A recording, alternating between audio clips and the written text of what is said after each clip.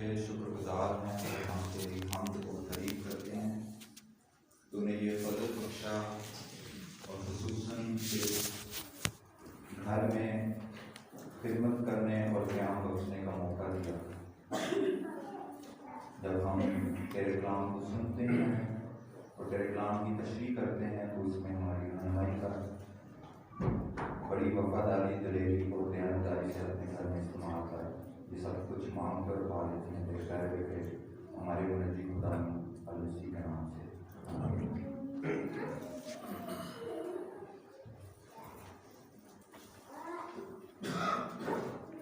मेरे साथ निकालिए यूहन्ना की इंजील, उसका 19वां बाब, उसकी 30वीं आयत। यूहन्ना की इंजील उसका 19वां बाब, उसकी 30वीं आयत। मैं आपके लिए पढ़ता हूँ। यहाँ कुछ यूँ लिखा है, बस जब यीशु ने वो सिरका पिया तो कहा कि तमाम हुआ और सर झुकाकर जान ले।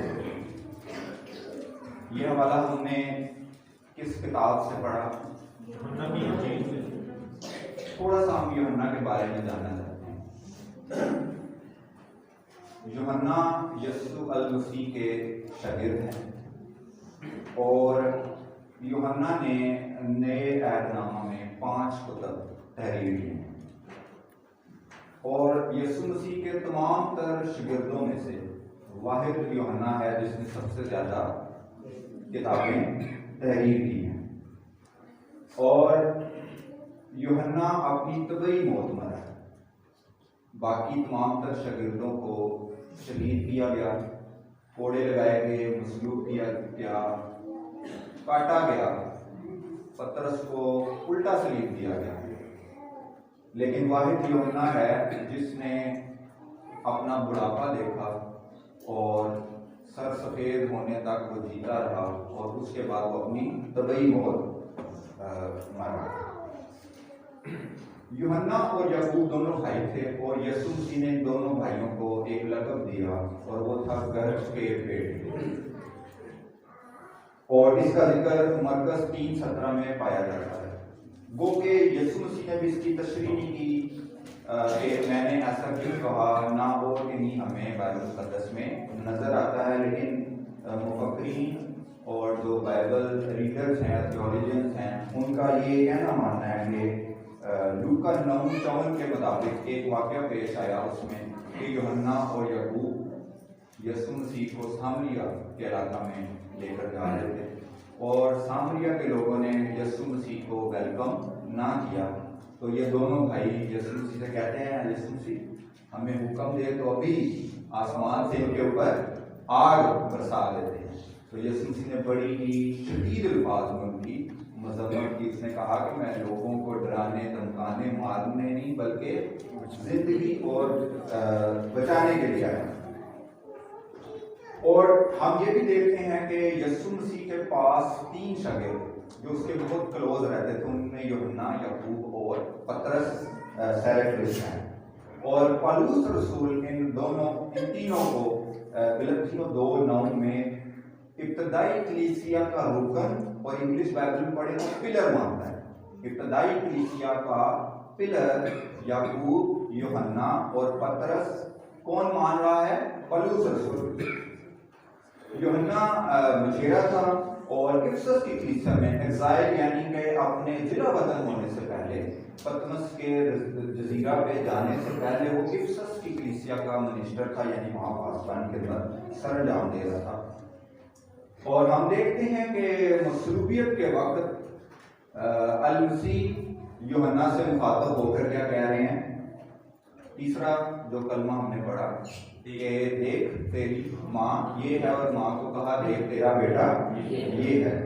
और वाहिद ये शागिर्द है जिसके बारे में वो खुद लिखता है, जैसे कि इसने 5 किताबें तहरीर की और इसने अपनी एक यूहन्ना की इंजील में ही 5 बार ये तहरीर किया कि वो शागिर्द जिससे खुदावंद मोहब्बत रखता था। और छठा कलमा जो है तमाम हुआ वो वाहिद यूहन्ना की अंजील में ही तहरीर किया गया है। इसके साथ साथ तीसरा और पांचवा कलमा भी वाहिद यूहन्ना की अंजील में मिलता है। यूहन्ना की इंजील थियोलॉजी को बड़े बेहतरीन तरीके से पेश करती है। और आपने देखा होगा जब हमने यूथ स्टार्ट की तो हमने पहली किताब यूहन्ना ही चूज की, या पासवान या अपोलोजिस्ट जब किसी को नॉन क्रिश्चियन को, किसी मुस्लिम बहन भाई को पढ़ने के लिए कुछ देते हैं तो वो ज्यादातर क्या देते हैं, यूहन्ना की अंजील। हमारी जिंदगी में दुख भी आता है, हमारी जिंदगी में सुख भी आता है, और हम नई जिंदगी का तजर्बा भी अपनी जिंदगी में हासिल करते हैं, और कोई अजीज़ो कारब की डेथ हो जाता है खासा तो उसमें से भी हमें गुजरना पड़ता है। तो आपने देखा होगा इस तरह के मौक़ों में यूहन्ना की इंजील भी सैर फरिश्ता है। मिसाल के तौर पे यीशु मसीह ने 14:6 में कहा यूहन्ना के राह, हक और जिंदगी मैं हूँ, मेरे वसीला के बगैर बाप के पास कोई नहीं जा सकता। यानी जिंदगी को टच करना हो तो भी हम यूहन्ना की इंजील को लेते हैं, और जब किसी के घर कोई सोग या मातम का समा हो तो हम यूहन्ना 14:2 पढ़ते हैं। 14वां चैप्टर ये मैं कहता है मेरे बाप के घर में बहुत से काम है, अगर ना होते तो मैं कह देता, मैं जाता हूँ तो ताकि तुम्हारे लिए जगह तैयार करता। तो ये यूहन्ना की इंजील बहुत अहम है एक मसीही की जिंदगी के लिए। आज हम यूहन्ना की इंजील में से छठा कलमा यानी तमाम हुआ को जानने की कोशिश करेंगे। इससे पहले कि हम वो जाने, हम जरा रिवाइज कर लेते हैं कि ये गुजरे कई हफ्तों से हम लोग क्या कर रहे हैं। तो आज कौन सा कलमा है? पहला कलमा कौन सा था? ये कलमा किसने दिया था? इकबाल साहब ने। दूसरा कलमा नहीं बोल दिया जिन्होंने दिया था, अंजू भाई ने डिलीवर किया था। तीसरा कलमा और ये किसने डिलीवर किया? और चौथा कलमा गो के बर्तल भाई ने डिलीवर करना था, लेकिन किसने डिलीवर किया? और क्या कलमा था? और पांचवा कलमा मैं प्यासा हूँ, और हमने देखा कि मिस्टर जैक्सन हैरी ने डिलीवर किया। और आज हम क्या सुनने जा रहे हैं? छठा कलमा। इससे पहले कि हम छठा कलमा सुने, हम पहले उसकी जनरल इंटरप्रिटेशन, आम फहम में जो उसकी तशरीह हम सुनते आए हैं या की जाती है, उसको देखते हैं कि वो क्या की जाती है आम फहम। ठीक है, आपने ये ज़हन में रखना है। अभी हम क्या उसकी जनरल इंटरप्रिटेशन, आम फहम में जो इस कलमे को ऊपर से समझाया जाता है उसके बारे में हम देख लेते हैं। ये जो अब मैं हवाला मैंने पढ़ा, ये कौन से चैप्टर में से? यूहन्ना 19वां बाब और 30वीं आयत। क्या लिखा है उसमें? तमाम हुआ, मतलब कलमे को आप शॉर्टकट कहते हैं तमाम हुआ। और इसी से 2 चैप्टर पीछे आ जाए यूहन्ना 17:4, उसमें आपको यीशु मसीह की एक दुआ नजर आएगी। यूहन्ना 17:4 है।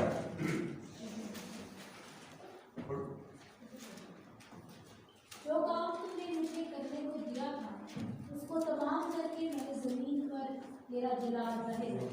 यानी कि जो काम अल मसीह कह रहे हैं, किसको कह रहे हैं? बाप को, कि जो काम तूने मुझे करने को दिया था, जो जिम्मेदारी तूने मुझे सौंपी थी, वो मैंने तमाम की। ऐसी हम क्या पढ़ रहे हैं? General interpretation. तमाम हुआ को लेके जनरल इंटरप्रिटेशन पढ़ रहे हैं कि आम फहम में क्या चीज तमाम हुई। तो हमने क्या देखा कि जो काम बाप ने अल मसीह को दिया, बेटे को दिया, वो उसने कहा कि मैंने तमाम किया। वो काम क्या था? लूका 19:10। काम भी तो देखें काम क्या है। लूका 19:10। क्योंकि इब्ने आदम खोए हुओं को, यानी कि इब्ने आदम की रिस्पॉन्सिबिलिटीज क्या थी कि वो खोए हुओं को ढूंढने आया है। इसलिए वो कह रहा है कि जो काम मुझे बाप ने को दिया वो मैंने तमाम कर लिया। इसका मतलब है मैंने खोए हुओं को ढूंढ लिया, ये चीज मैंने तमाम कर ली। और इसके बाद हम देखते हैं कि प्रोफेसीज, 300 से ज्यादा प्रोफेसीज, नबूवतें अल मसीह ने पूरी करके तमाम की। ये चीज हम सुनते हैं आम फहम में। और लॉ यानी शरीयत को पूरा करने आया।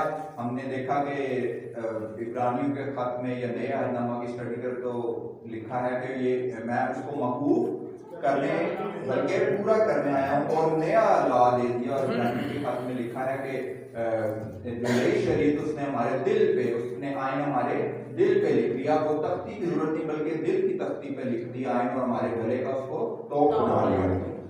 और जिस तरह फादी साहब ने चौथे कलमे में बयान किया में उसने कहा कि ऐ मेरे खुदा तुमने मुझे क्यों छोड़ दिया। तो छोड़ा नहीं गया था हैकल का पर्दा, जवाब में क्या आया, हैकल का पर्दा ऊपर से लेके नीचे तक फट गया, यानी कि वो रिश्ता बहाल हो गया। वो जो रिश्ता टूटा हुआ था उसको तमाम कर दिया है, पूरा करके।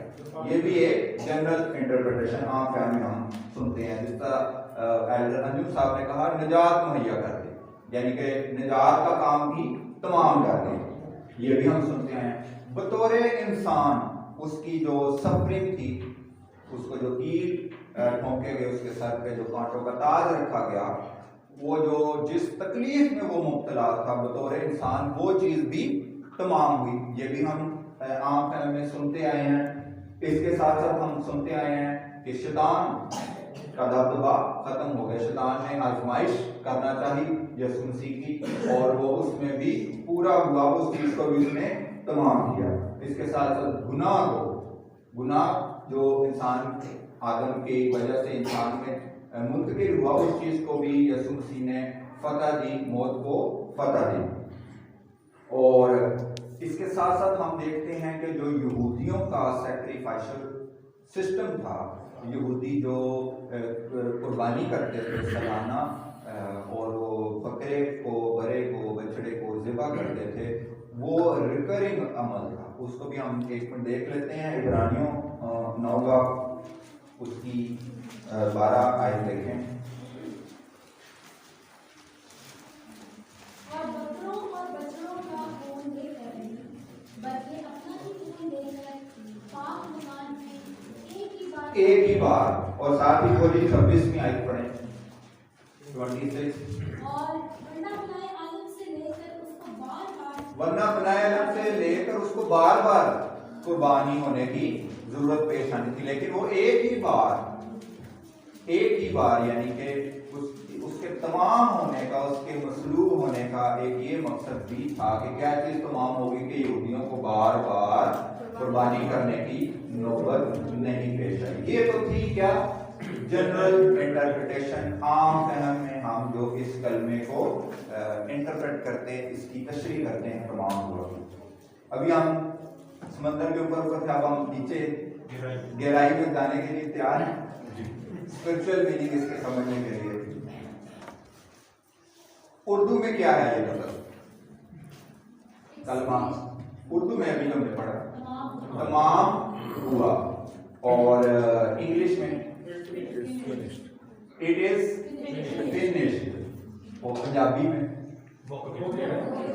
पूरा हो गया। पंजाबी बाइबल सुनना है, ये पढ़े कभी? बड़ी मुश्किल है ढूंढना, इसको बड़ा मुश्किल है। आप इसको इंटरनेट पे भी ढूंढें तो जो पंजाबी बाइबल आपको मिलेगी वो हिंदी में लिखी हुई होगी। किसी ने पंजाबी में बाइबल अभी नहीं, मुझे तो एटलीस्ट नहीं मिली, शायद कहीं बाइबल स्टडी लाहौर में, वहाँ के चार अंजीलें हैं, वो भी बाइबल सोसाइटी में पढ़ी, बाइबल सोसाइटी में पढ़ी। तो मैंने हिंदी को समझने की कोशिश की, मुझे नहीं समझ आई, तो उसमें ऑडियो थी कि सुन न सकता, तो मैंने सुना तो उसमें लिखा कि यीशु ने फिर आख्या पूरा होया। क्या हुआ? उर्दू में तमाम हुआ 2 अल्फाज, इंग्लिश में इट इज फिनिश्ड 3 अल्फाज, और पंजाबी में पूरा होया फिर से 2 अल्फाज। और यूनानी में आपने मेरे साथ पढ़ना है टेटेलस्टाई,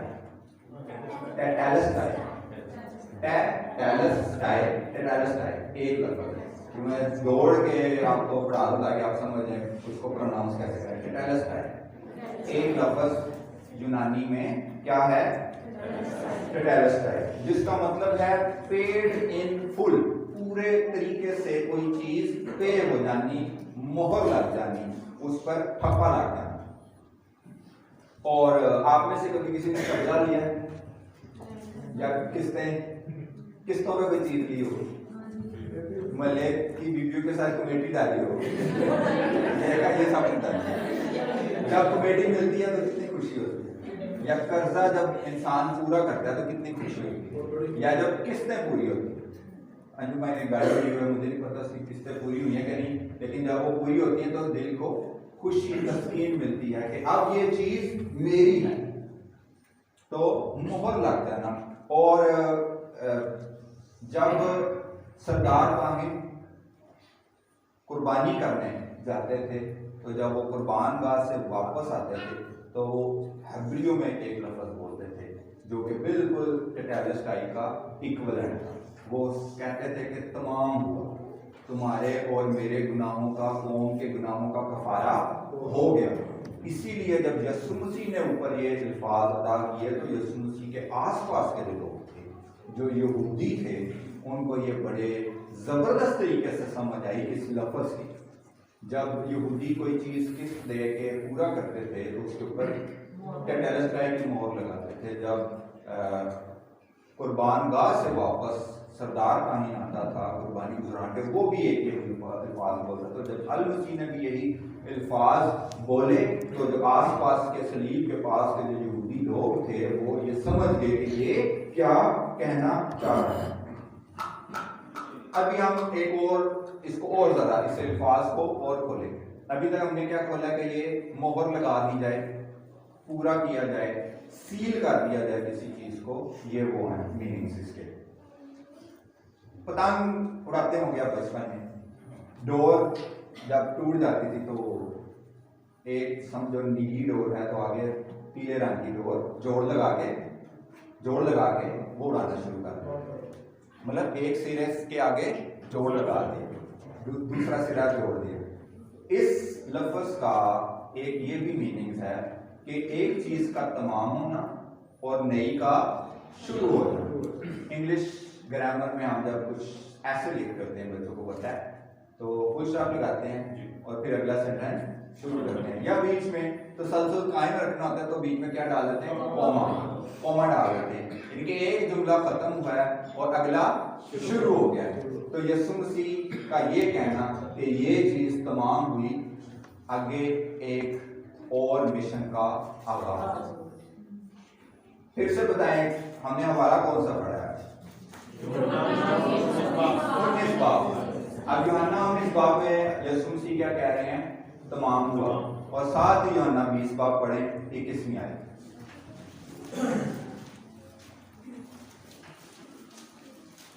यीशु ने फिर उससे कहा, तुम्हारी सलामती हो, जिस तरह बाप ने मुझे भेजा है। सुनिए, जिस तरह बाप ने मुझे भेजा उसी तरह मैं भी तुम्हें भेजता हूं। उसी तरह मैं भी तुम्हें भेजता हूं। उसने पहले कह दिया तमाम हुआ, उसने पहले क्या कहा? तमाम हुआ। और अब वो जी उठा है और आकर क्या कह रहा है? मैं भी तुम्हें, जिस तरह बाप ने मुझे भेजा, मैं भी तुम्हें भेजता हूं एक नए मिशन के आगाज के लिए। मिशन को एक और लफ्ज हम देते हैं और वो लफ्ज देते हैं कुश्ती। मिशन को हम एक लफ्ज देते हैं, क्या देते हैं? कुश्ती। और दूसरा तिमोथियस और 4 बाब और 7वीं आयत पढ़ते हैं।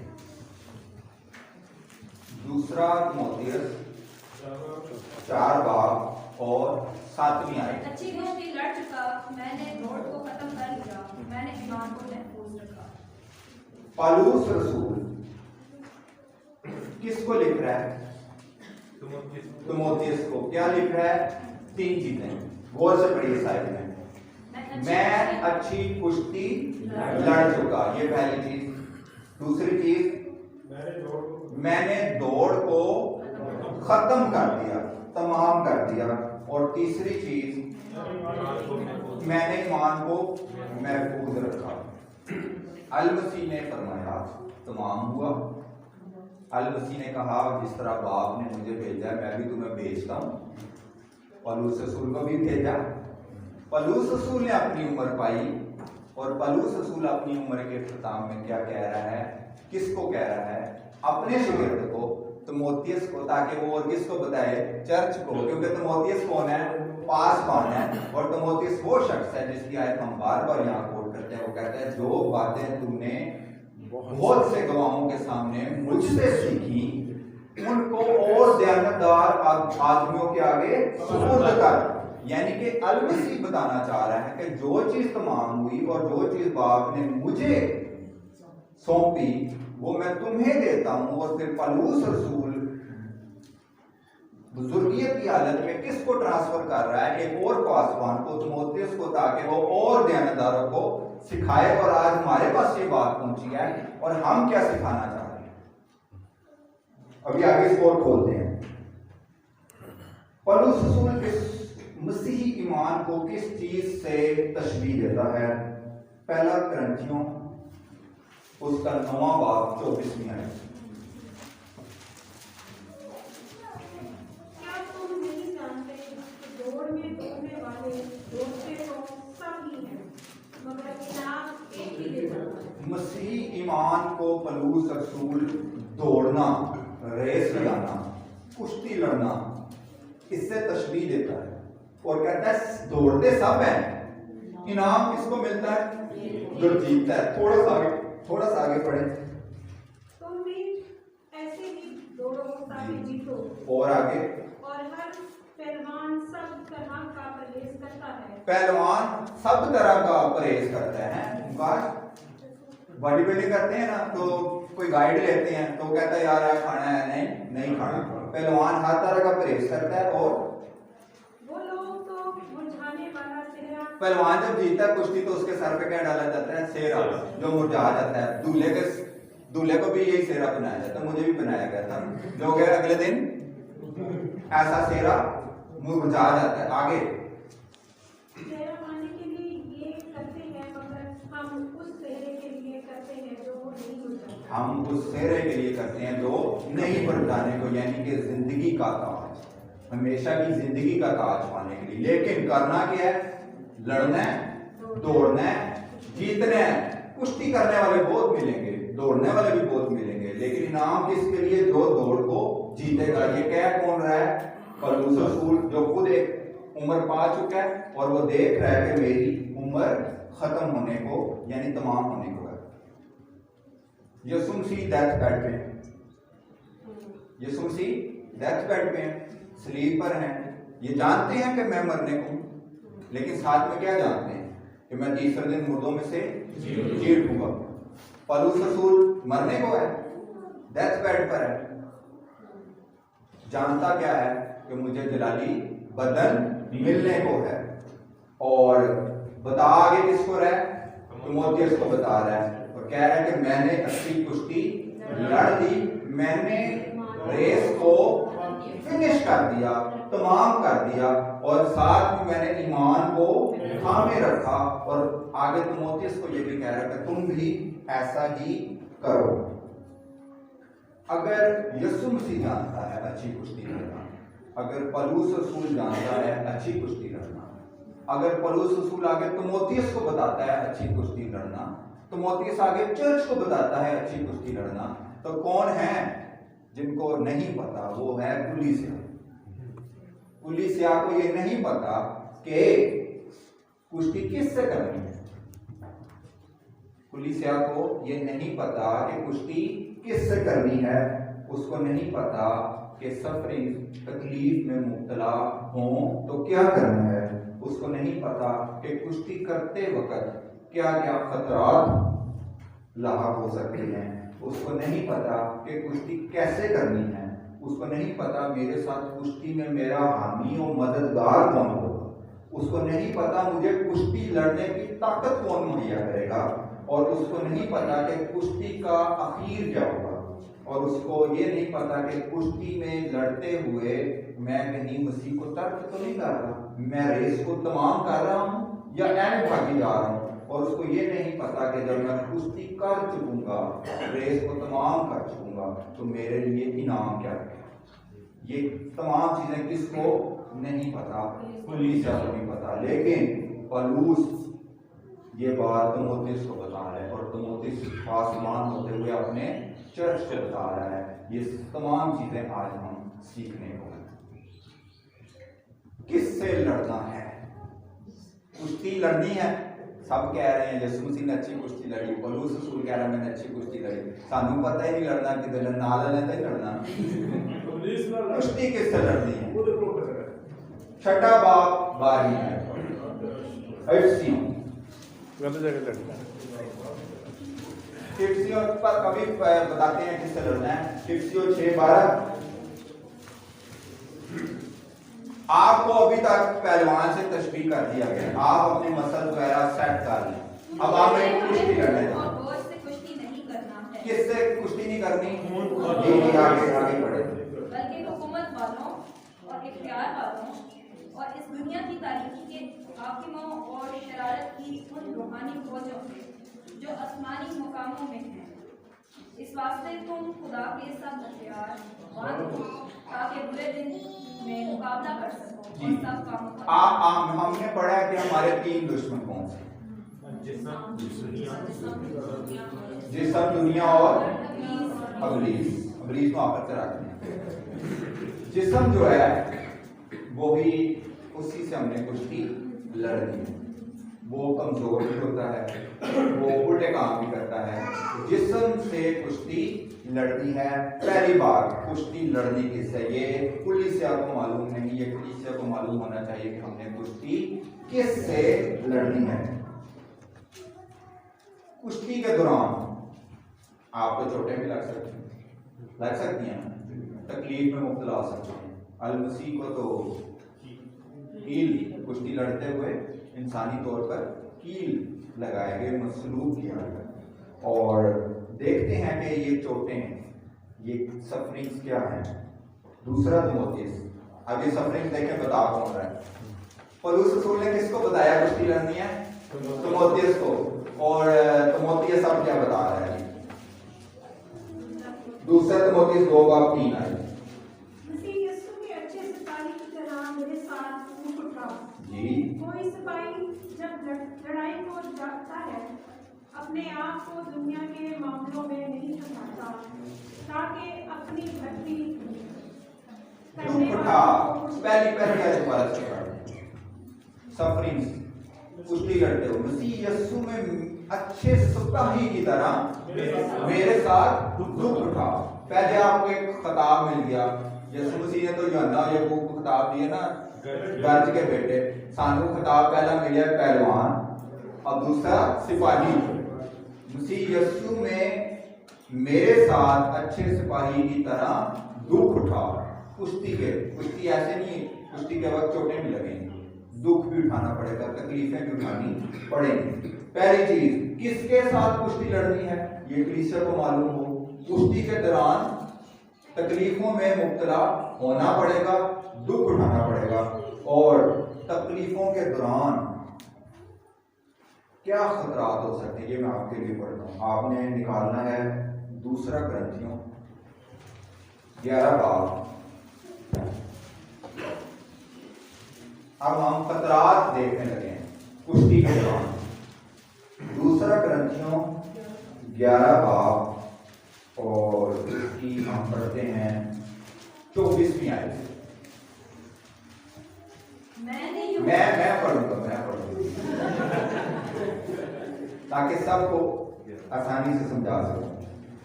क्या कौन रहा है? पौलुस रसूल जो खुद कुश्ती लड़ना जानता है।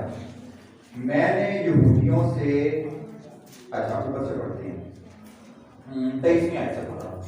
क्या वही मसीह के खादम हैं? मैं ज्यादातर हूँ, मखतूनों में ज्यादा, कैद में ज्यादा, कोड़े खाने में हद से ज्यादा, बारहा मौत के खतरात में रहा हूँ। मैंने यहूदियों से 5 बार एक कम 40 कोड़े खाए, 3 बार बैंक लगे, 1 बार संसार किया गया, 3 मरतबा जहाज टूटने की बला में पड़ा, 1 रात दिन समंदर में काटा। मैं बारहा सफर में, दरियाओं के खतरों में, डाकुओं के खतरों में, अपनी कौम से खतरों में, गैर कौमों से खतरों में, शहर के खतरों में, बियाबान के खतरों में, समंदर के खतरों में, झूठे भाइयों के खतरों में, मेहनत और मुशक्कत में, बारहा बेदारी की हालत में, भूख और प्यास की मुसीबत में, बार फाका कशी में, सर्दी और नंगेपन की हालत में रहा हूँ, और बातों के अलावा जिनका मैं जिक्र नहीं करता, सब कलीसियों की फिक्र मुझे हर रोज, कलीसियों की फिक्र भी उसको तरसाती है। किसकी कमजोरी से मैं कमजोर नहीं होता, किसी की कमजोरी से कमजोर नहीं होता, किसी के ठोकर खाने से मेरा दिल नहीं दुखता। अगर फख्र ही करना है तो उन बातों पर फख्र करूंगा जो मेरी कमजोरी से मुताबिक है। अपनी कमजोरी क्या बता रहा है? खुदावन यीशु का खुदा और बाप जिसकी अब तक हमद हो, जानता है कि मैं झूठ नहीं कहता। दमिश्क में उस हाकिम ने जो बादशाह अरतस की तरफ से था, मेरे पकड़ने के लिए दमिश्कियों के शहर पर पहरा बिठा रखा था। फिर मैं टोकरे में खिड़की की राह दीवार पर से लटका दिया गया और मैं उसके हाथों से बच गया। कुश्ती करने वाला कह रहा है कि खतरे बहुत हैं कुश्ती के दौरान। जी, क्या सीखा? किससे कुश्ती लड़नी है? किससे कुश्ती लड़नी है सीखा। उसके बाद क्या सीखा? कुश्ती के दौरान चोटें लग सकती हैं, तकलीफ में मुब्तला हो सकते हैं। उसके बाद खतरात में पड़ सकते हैं। अब कुश्ती लड़नी कैसे? कुश्ती लड़नी कैसे? How to fight. इफ्सियों 6 बाब 13 से 18 आपको याद आ जाएगा शायद ये डिमोनोलॉजी के वक्त। वही आता है इस वास्ते के तुम खुदा के सब हथियार बांध लो। हथियार सुने कैसे कुश्ती करनी है? बुरे दिन का मुकाबला कर सको। जी जी, सच्चाई से अपनी कमर कस लो। पहला हथियार सच्चाई से कमर कस लो। आगे रास्तबाजी का बख्तर लगा लो। फिर पाँव में सुलह की खुशखबरी की। जी, आगे ईमान की सिपर लगा लो। ये क्या है? हथियार है जिनको इस्तेमाल करते हुए क्या करनी है? कुश्ती लड़नी है। अब कुश्ती कल ही लड़े जाना है? नहीं, खुदा ने कहा कि मैं दुनिया के आखिर तक तुम्हारे साथ। कुश्ती में हमारे साथ एक और शख्स भी है। आइए हम देखते हैं कौन है। मत्ती 28:20।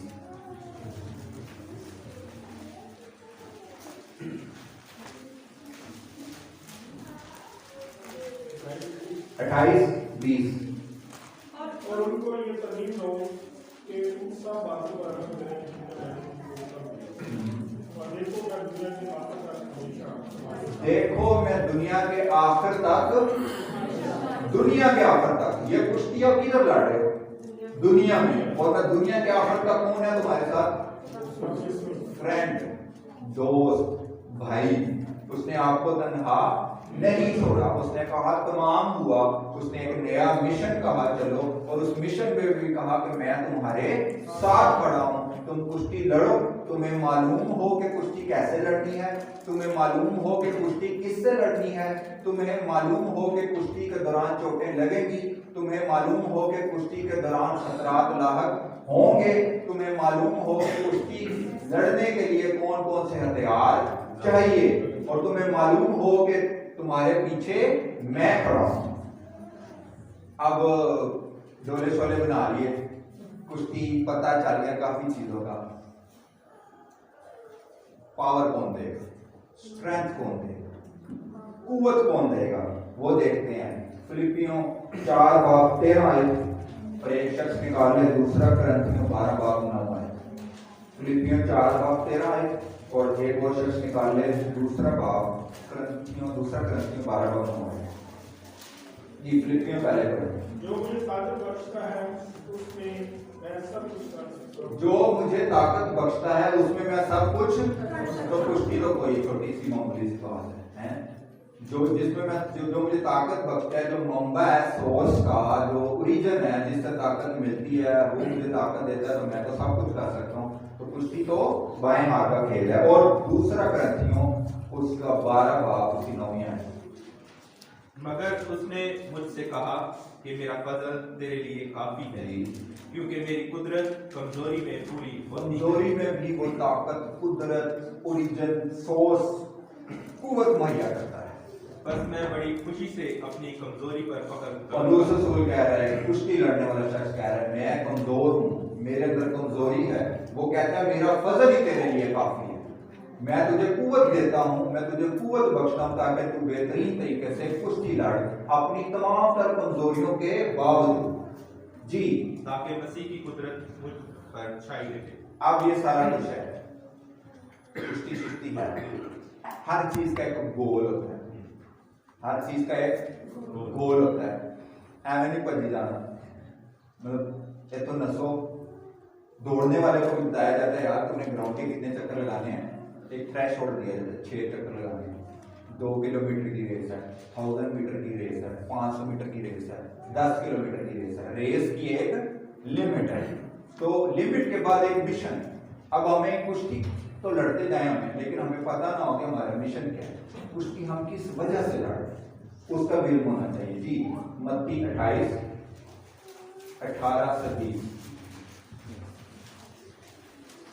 यीशु ने पास आकर उनसे बातें की और कहा कि आसमान और जमीन पर जाने भी मिल जाए। बस तुम जाकर सब समुद्र चक्कर बनाओ और उनको बाप और बेटे और उनके नाम से बपतिस्मा दो। 3 चीजें हैं मिशन में, 3 चीजें। नेचर, इस कुश्ती की मिशन की फितरत क्या है, स्कोप क्या है, बाउंड्रीज क्या हैं, और अथॉरिटी इख्तियार क्या है। नेचर क्या है कि शागिर्द बनाओ, जाओ और सब कौमों को शागिर्द बनाओ। स्कोप क्या है, कोई लिमिट दी है, सब कौमों को, खाली जेलम वाली साइड पे है या फलानी साइड पे, सब कौमों को। स्कोप क्या है, सब कौमों को क्या बनाओ, शागिर्द बनाओ। और अथॉरिटी क्या है, बाप, बेटे और रूह कुद्स के नाम से बपतिस्मा दो। ये क्या है, मिशन। जो कुश्ती लड़ रहा है उसका क्या है, मिशन, उसका गोल है, उसके लिए एक बाउंड्री डिफाइन कर दी है जिसके लिए मसीह ने हमें भेजा है। और कुश्ती जब खत्म होगी तो एंड रिजल्ट क्या है, कुश्ती जब खत्म होगी तो एंड रिजल्ट क्या है, आप कह सकेंगे कि तमाम हुआ, मैंने रेस को पूरा किया, मैंने अच्छी कुश्ती लड़ी, मैंने ईमान को सामने रखा, महफूज रखा। और कुश्ती के लड़न के बाद गिफ्ट ही ना मिले हैं, गिफ्ट ही ना मिले थे फायदा, सारी उम्र में भी मुब्तला रहे तकलीफों में, तो बाजू भी मुब्तला रहे तकलीफों से। गिफ्ट देखते हैं, गिफ्ट के लिए मत्ती 25-21।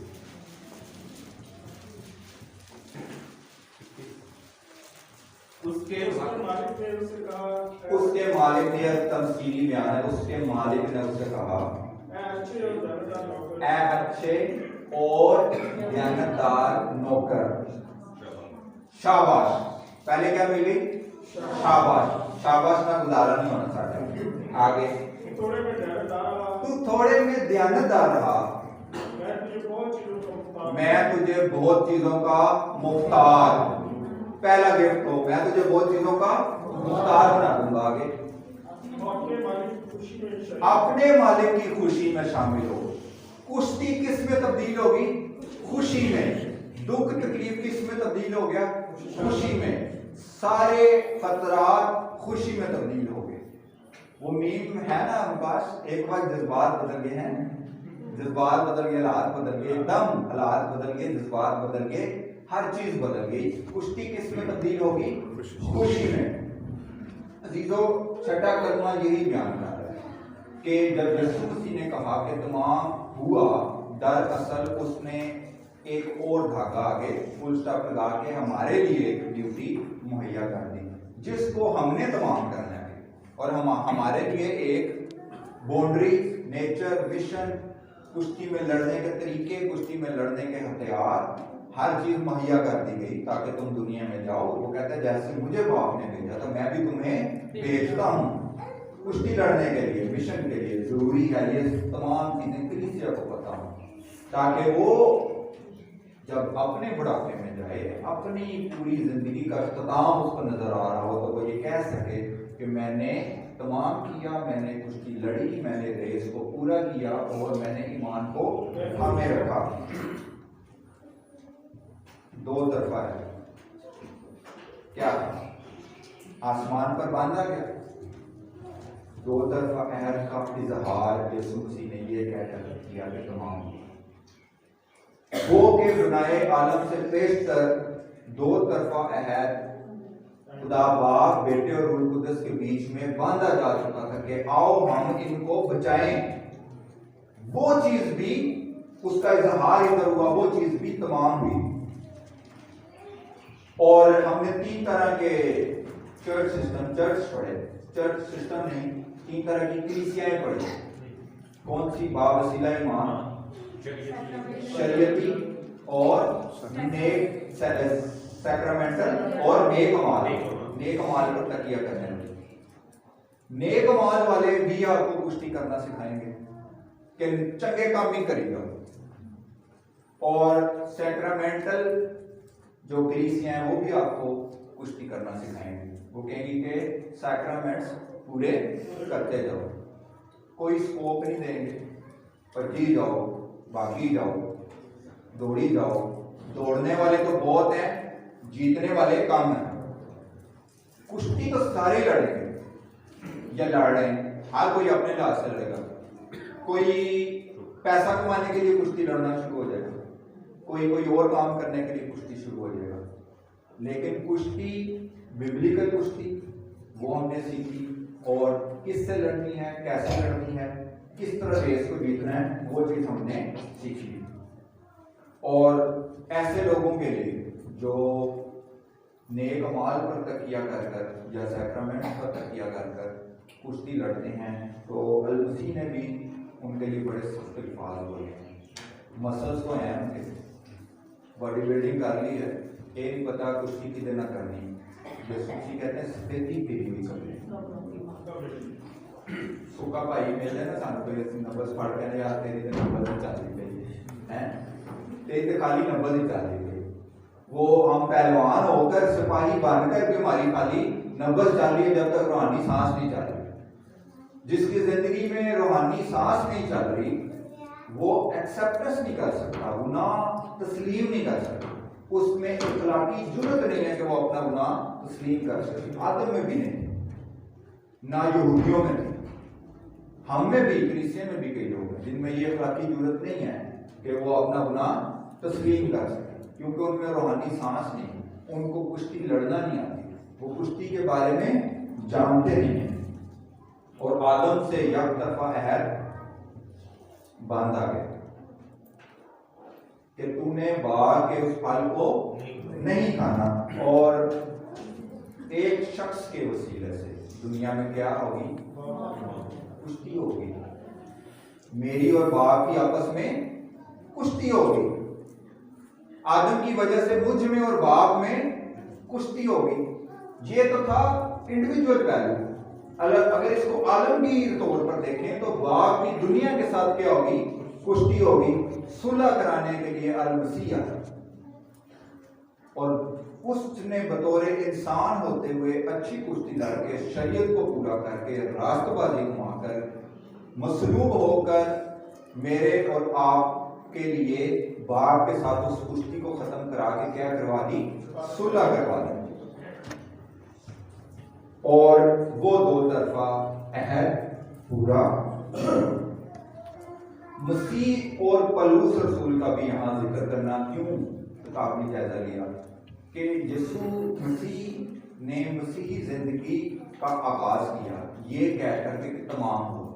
उसने कहा तमाम हुआ और मसीही जिंदगी का आगाज हुआ।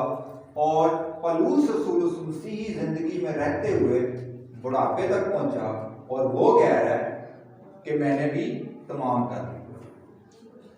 उसने उस मिशन को पूरा कर लिया। उसने उसको, अब ये जुमला जो है कि तमाम हुआ, ये कोई आम इंसान नहीं कह सकता, ये हमारे स्टेट का हिस्सा था।